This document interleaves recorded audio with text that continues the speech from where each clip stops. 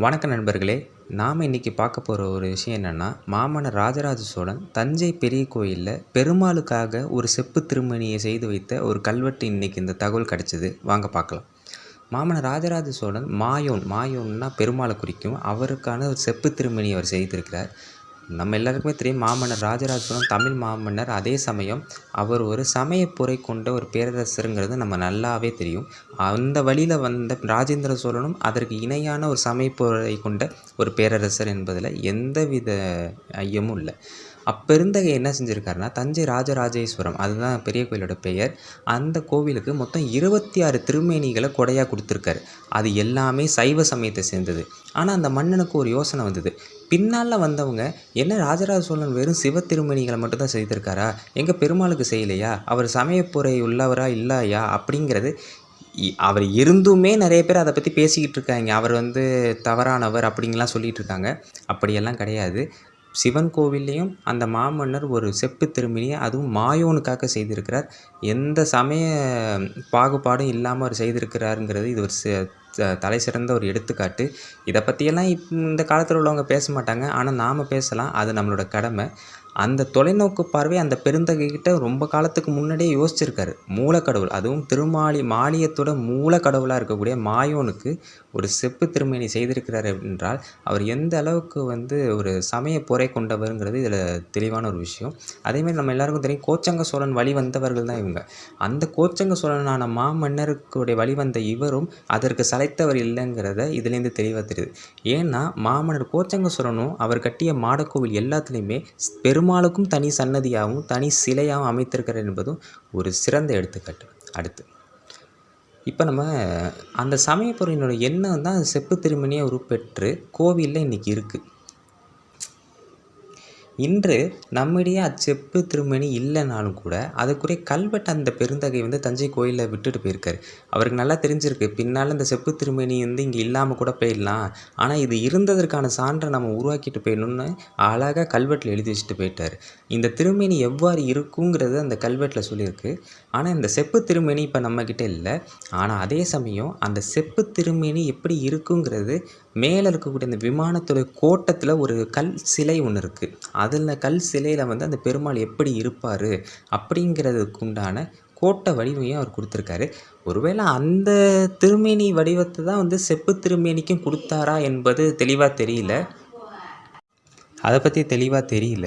ஆனால் இந்த மாமன்னர் அந்த கல்வெட்டை எதுக்கு கொடுத்துருக்காரு அப்படின்னா, இந்த செப்பு திருமேனி இப்படி தான் இருக்கும் அப்படிங்கிறதுக்காக தான் அதை கொடுத்துருக்காரு.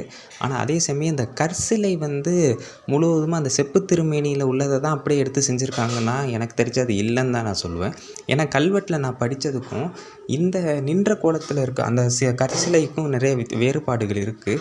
அது ஒரு மாதிரி வடிவம்னு கூட சொல்லிக்கலாம். இப்போ நம்ம பார்க்குற அந்த கற்சிலை, ஆனால் உள்ளே இருக்கக்கூடிய அந்த செப்பு திருமேனி ஒரு காலத்தில் இருந்த செப்பு திருமேனி தான் உண்மையானது. அது இந்நேரத்துக்கு எங்கே இருக்கோ யார் கையில் இருக்கோ தெரில. இந்த கல்வெட்டு எங்கே இருக்குன்னா வடக்கு திருச்சுற்று மாளிகை. அந்த பெரிய கோவிலே பார்த்திங்கன்னா திருச்சுற்று மாளிகைன்னு நிறையா சொல்லுவாங்க. அதில் வடக்கு பக்கத்தில் உள்ள ஒரு தூணில் தான் இந்த ராஜராஜ சோழனுடைய சமயப்புரையை தாங்கின ஒரு கல்வெட்டு இருக்குது.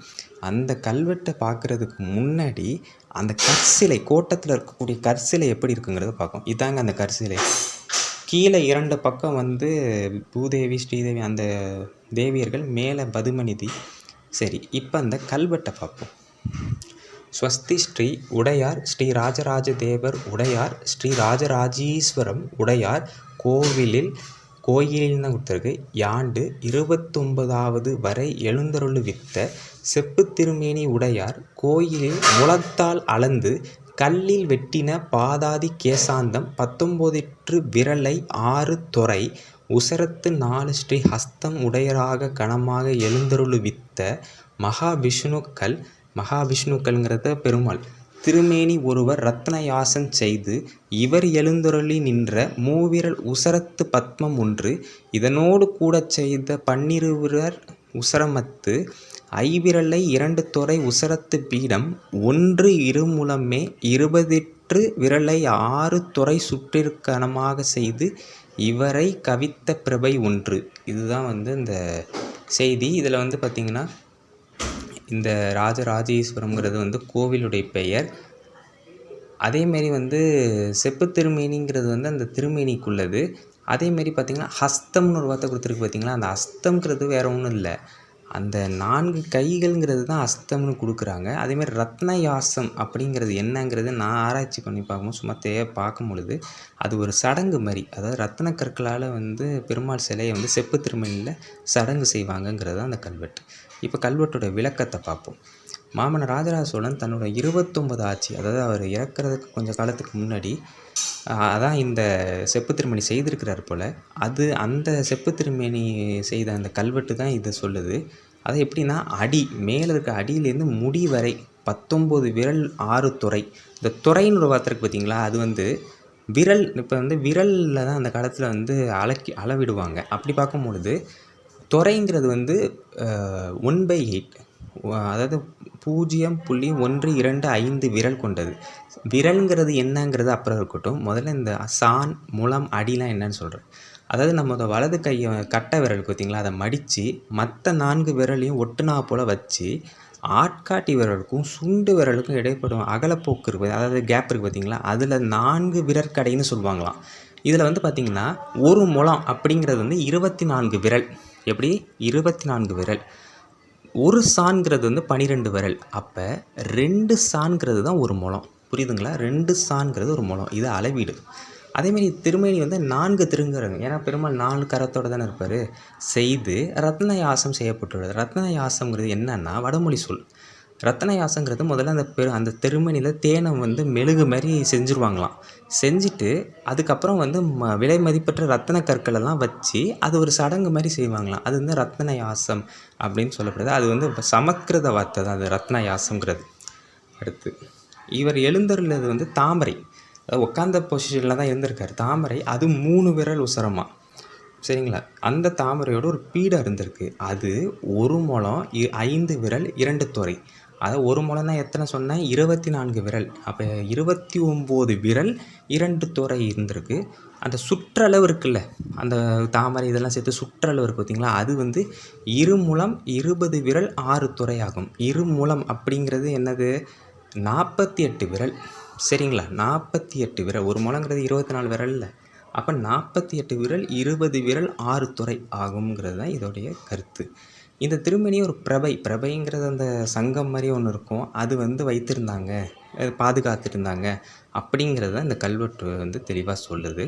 அதேமாரி வந்து இவ்வளோ தான் இந்த கல்வெட்டு.